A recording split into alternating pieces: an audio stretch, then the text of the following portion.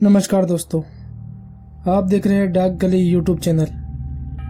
आज की कहानी में आगे बढ़ने से पहले खौफनाक और डरावनी कहानियां सुनने के लिए चैनल को अभी सब्सक्राइब करें।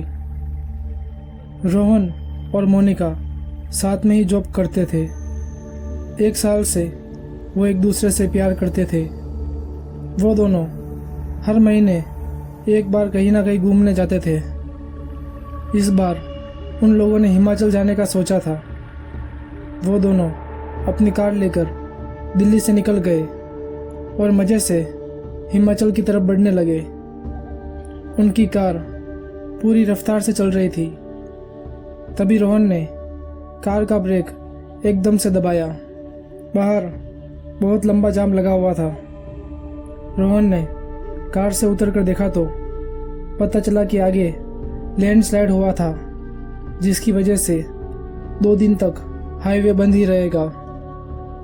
मोनिका और रोहन वापस जाने के मूड में नहीं थे। उन्होंने सोचा कि क्यों ना 2 दिन यही किसी पास की होटल में रुक जाए।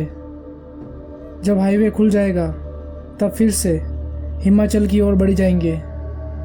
रोहन ने कार घुमाई और किसी होटल को ढूंढने लगा। तकरीबन 6 किलोमीटर पीछे जाने के बाद उनको एक छोटा सा होटल दिखा, जिसकी लाइट से वो बहुत ही ज़्यादा चमक रहा था। वो होटल उन दोनों को मानो अपनी तरफ खींच रहा था। वो दोनों उस होटल में चले जाते हैं। वो होटल काफ़ी महंगा था, लेकिन रात कहीं पर तो बितानी थी। ये सोचकर उन्होंने रूम ले लिया। उनको होटल के स्टाफ ने रूम नंबर 303 की चाबी दे दी और वो दोनों रूम में चले गए। रूम में जाने के बाद मोनिका फ्रेश होने के लिए वॉशरूम में गई।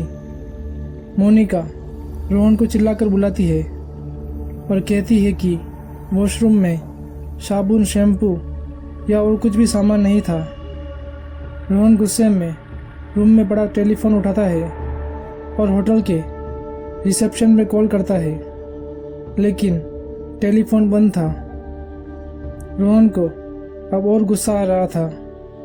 तभी मोनिका की नज़र टेलीफोन के वायर पर पड़ी। वो निकला हुआ था।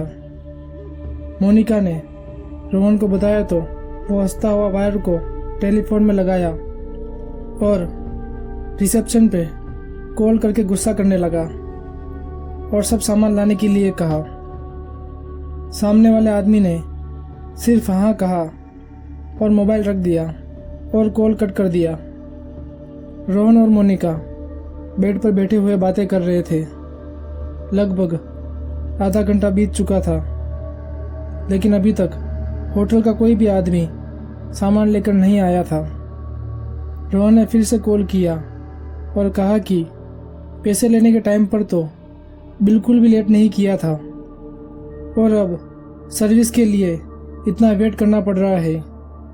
सामने से होटल के स्टाफ ने जो जवाब दिया वो सुनकर रोहन के हाथ पैर जम गए।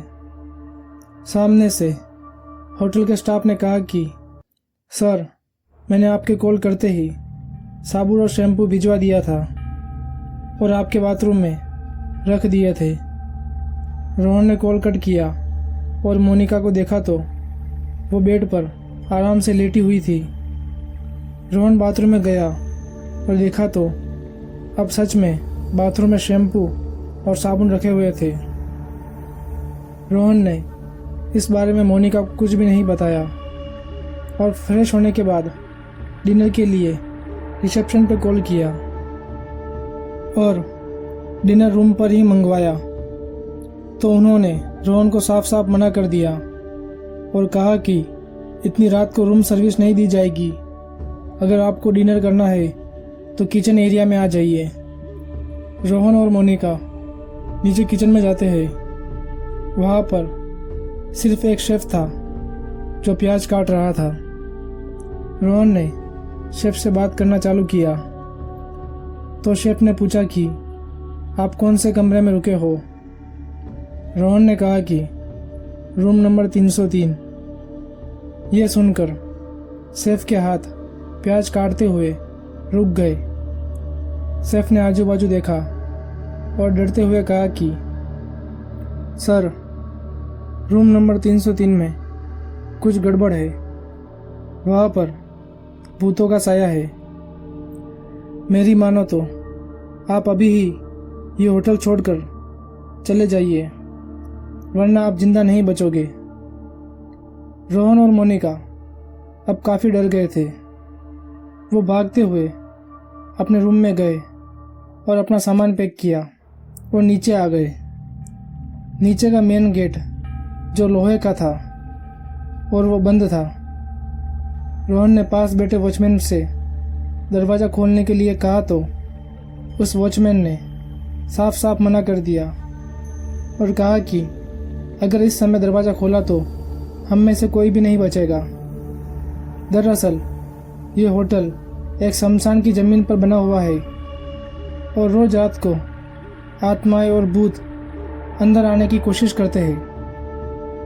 अगर कोई भी दरवाज़ा खुला हो तो वो अंदर आ जाते हैं। इतना सुनकर रोहन और मोनिका कांपने लग जाते हैं। अब अचानक बाहर से कोई उस लोहे के गेट को जोर जोर से पीटना चालू कर देता है। ऐसा लग रहा था कि बहुत सारे लोग बाहर से दरवाज़ा पीट रहे हैं। वो वॉचमैन भी डर के मारे कांपने लगा और रोहन और मोनिका को कहा कि तुम भी अपने रूम में चले जाओ और कोई कितना भी दरवाज़ा पीटे अपने रूम का दरवाज़ा मत खोलना। वो दोनों भागकर अपने रूम में आ जाते हैं और कोने में जाकर बैठ जाते हैं। तभी उनके रूम का दरवाज़ा कुछ लोग बाहर से पीटने लगते हैं। वो आवाज़ सुनकर उन दोनों का कलेजा फटा जा रहा था।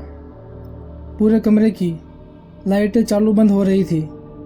वहाँ का माहौल काफ़ी खौफनाक हो चुका था। उन्हें कुछ भी समझ नहीं आ रहा था कि अब करे तो क्या करे। तभी दरवाज़ा पीटने की आवाज़ बंद हो जाती है और थोड़ी देर बाद रूम में पड़ा टेलीफोन बजने लगता है। रोहन डरते हुए टेलीफोन उठाता है और सामने से एक लड़की की आवाज़ आती है। उस लड़की ने कहा कि सिर्फ एक बार दरवाज़ा खोल दो, तुम्हें कुछ भी नहीं होगा।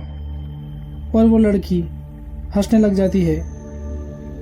रोहन डर के मारे टेलीफोन उठाकर फेंक देता है और तोड़ देता है। रोहन ने अपना मोबाइल निकाला और तुरंत पुलिस को कॉल किया और उनको सारी बात बताई। पुलिस 10 मिनट में वहाँ पर आ जाती है। पुलिस के सायरन की आवाज़ सुनकर उन्हें पता चला कि पुलिस आ गई है। रोहन और मोनिका डरते हुए रूम का दरवाज़ा खोलते हैं और जैसे ही कमरे के बाहर कदम रखते हैं, वहाँ का पूरा माहौल बदल जाता है। वो पूरा होटल एक पुराने खंडर में बदल चुका था। वहाँ पर कोई होटल और लाइटें नहीं थी। पुलिस रोहन और मोनिका को सही सलामत बाहर निकालती है और कहती है कि यहाँ पर अक्सर ऐसे हादसे होते रहते हैं, लेकिन आज तक कोई भी आदमी यहाँ से जिंदा बाहर नहीं निकला है। आपकी किस्मत अच्छी है कि आप जिंदा हो। रोहन और मोनिका तुरंत अपनी कार में बैठकर दिल्ली आ जाते हैं और फिर कभी कई अनजान जगह जाने की सोचते भी नहीं है। तो दोस्तों, आज की कहानी में बस इतना ही। अगर ये कहानी आपको अच्छी लगी हो तो वीडियो को लाइक करें और चैनल को सब्सक्राइब करें।